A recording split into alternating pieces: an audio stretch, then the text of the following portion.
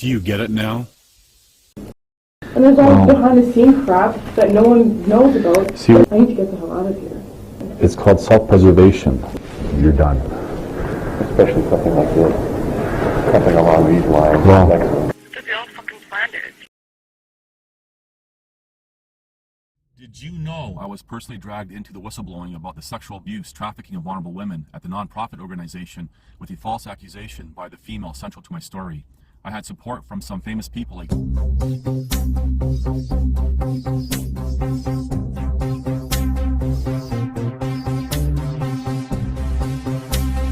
One man told me about being beaten by the police and left permanently disabled because of a woman's false allegation.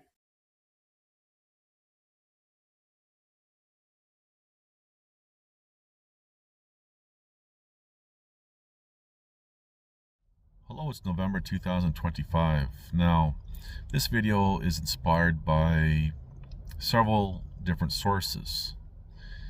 And the topic of this video is not going to be so much about the sources, but rather the comment sections of these sources.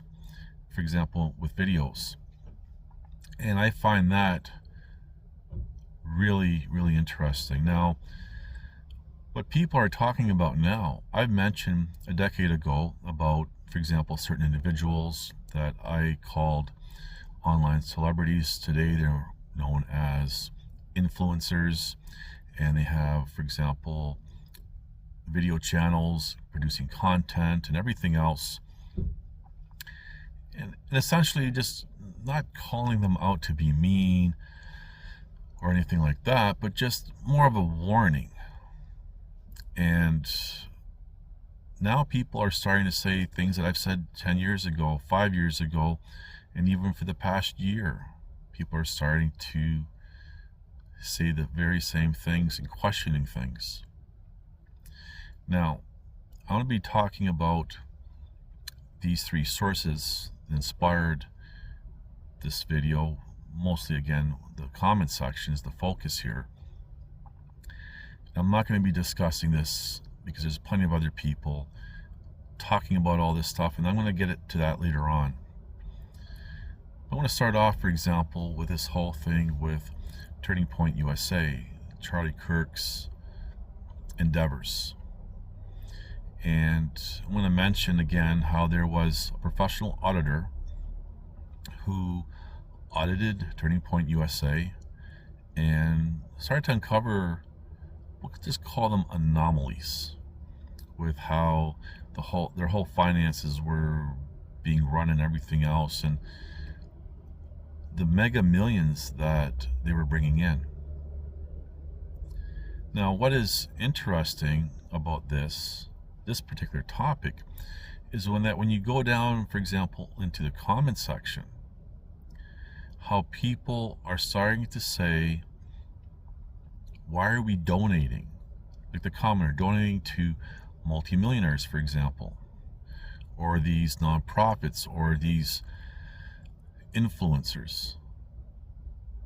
People are questioning that. People are even demanding, I read some comments where people are demanding their money be returned because people were trying to show their support by offering money, you know, whether it be $20, $10,000, whatever people were donating over time, realizing that essentially they've been scammed by this particular topic. And when you look at how people want to ensure that his widowed wife is well taken care of, she's well taken care of long before people started donating, long before the event, everything else.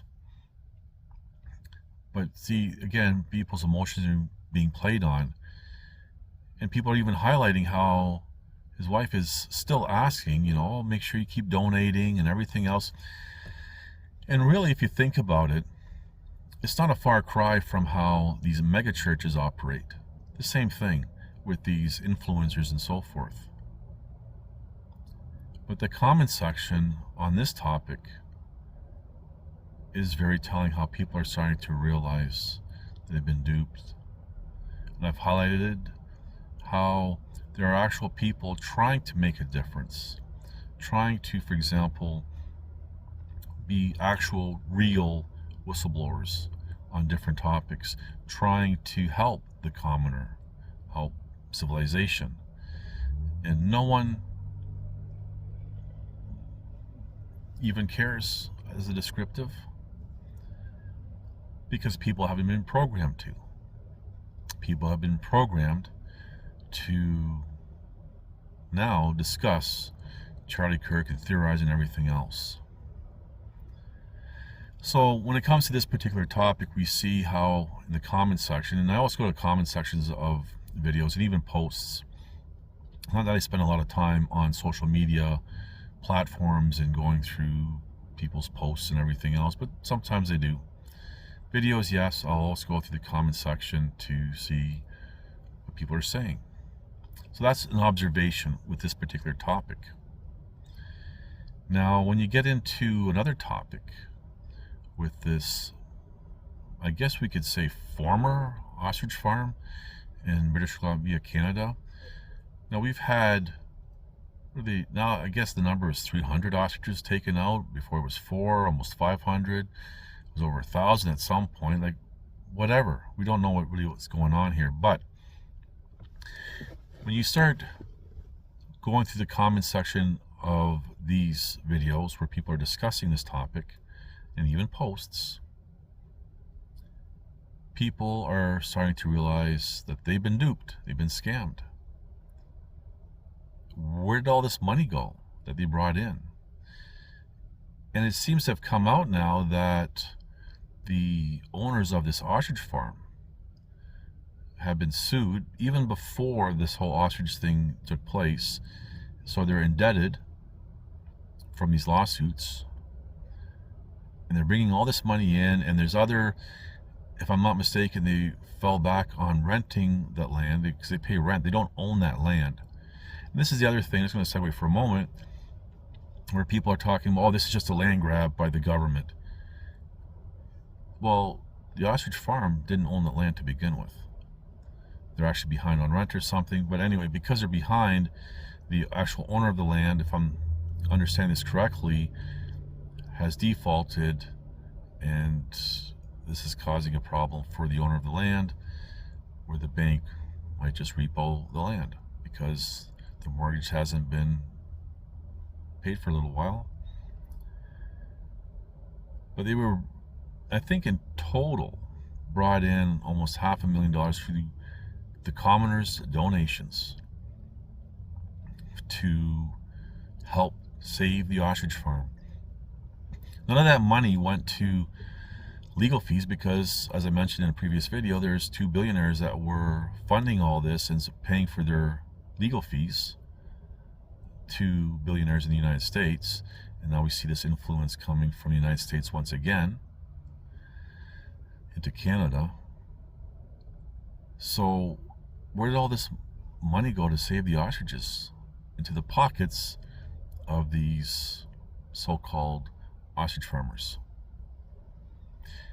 People are starting to be really ticked off about how they've been scammed. And people are not taking these things lightly. Again, I called out the ostrich farm as soon as it gained some momentum. The whole thing's a psyop. People programmed to pay attention. People are programmed to support. And I'm just going to mention here, because I'm going to talk about this towards the end of this video, how, whether it be Charlie Kirk or even the ostrich farm, we have influencers, people making videos, content, talking about these topics, and they're bringing money in. And their supporters are throwing money at them to keep covering nonsense. So I'm going to get into that in a moment. But people are starting to, I hate to say this as a descriptive, wake up. Now, the third thing, not as much as these first two topics, but we're starting to see this pick up some pace where people are even questioning this so-called convoy, these alleged fake heroes of it, where their donations money went and everything else. And people donating to each, some of these individuals, up to $500,000 just to do a plea bargain. I guarantee that law firm or that lawyer was laughing all the way to the bank. That kind of money for a plea, like seriously? No. So we started going through those comment sections, and there's people starting to go, yeah, we got scammed here as well. And all these things I called out pretty much the conception of everything. Hey, these are psyops. These people are allowed to be heard. They're promoted for a reason. Now all of this is going to get into this final topic, which I've just mentioned, about these people who make content, who make videos, who go on these discussions and rants and everything else, and they're really being pumped up. And a lot of these people, there's so many new faces that just came out of the blue. Now I'm not saying necessarily they overnight they appeared and boom. Some of them, yeah. Some of them maybe around for months, maybe even a year or two. All of a sudden now, everyone's sharing their content, talking about what they have to say. And pretty much all these people that everyone's paying attention to, they have no insight, they have no experience, they have no first-hand knowledge, nothing. They're just reading stuff off the internet and or news articles or whatever, and giving their personal opinions through commentary, and then going on all these possibilities, theorizing all this nonsense. Here's the thing. These people are making money off of the commoner. Either commoners are sending them money through support or paying to see content that's behind a paywall of some sort, watching the commercials that's on their channel, for example. Doesn't matter which platform, to buying their merchandise, to whatever. How long will it take before people realize that the whole thing is just a big show? And there's some of these influencers that have been around for many, many years. For example, coming from mainstream into alternative, and people are just eating it all up. Saying, oh, look, they got kicked out of this mainstream news because they were speaking the truth. And a lot of these channels and individuals, like everyone else, starts off by perhaps sharing some truths. You go back 25 years and we see, and this is not a diss towards, for example, as an example, Alex Jones, but speaking the truth, and over time things start to get skewed, and then now people are saying that, oh, look at, there's a 180-degree shift in what they're saying, and that's all part of it. You get people aboard and get as many people as you can, make as much money as you can, and then because they're controlled, then they start over time introducing an agenda, and people don't even see it until it's too late. And that all ties in with, you know, that I don't know, I'm going to call it a meme or something, where a problem begins at noon, becomes catastrophic at 1. You've probably seen that in my other videos and some upcoming videos. I did versions of that as well. The same thing applies. People see it when it's too late, when they've already donated money. Now here's one of the biggest problems I see when people are commenting.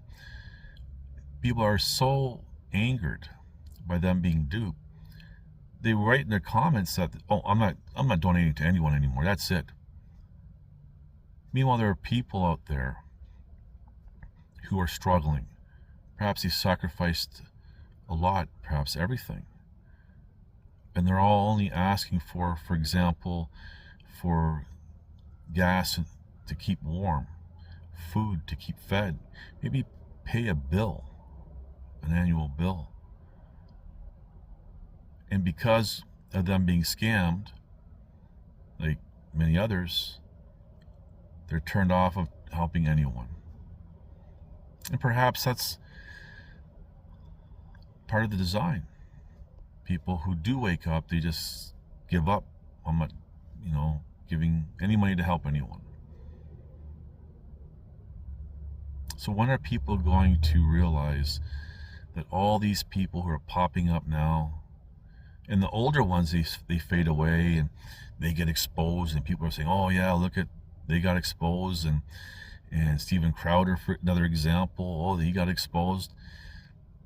But they don't see it at the time. So how many of these new people are going to be exposed down the road when they have their 15 minutes of fame come and go? And there could be another batch coming up. Are you starting to see what I've been trying to say for many, many years? Just things to think about. Thank you for watching. Please like, subscribe, comment,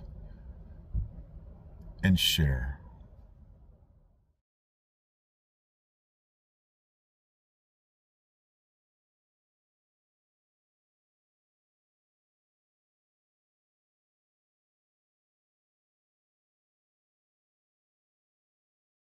Whistleblowing information that is from first-hand perspective, with first-hand knowledge of something that they may be an insider to, for example, working in a particular profession. Just remember, I was one man against many, fighting a losing battle, but I still fought to the end. That means press on. That means endure. That means God cannot fail, and you're not going to give up. That's not an option for a child of God. This means you are going to be free.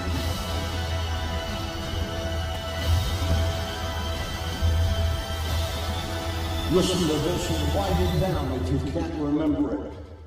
You're never going to outgrow warfare. You simply must learn to fight. I hear people saying to me, oh, when is it going to get easier? When you die.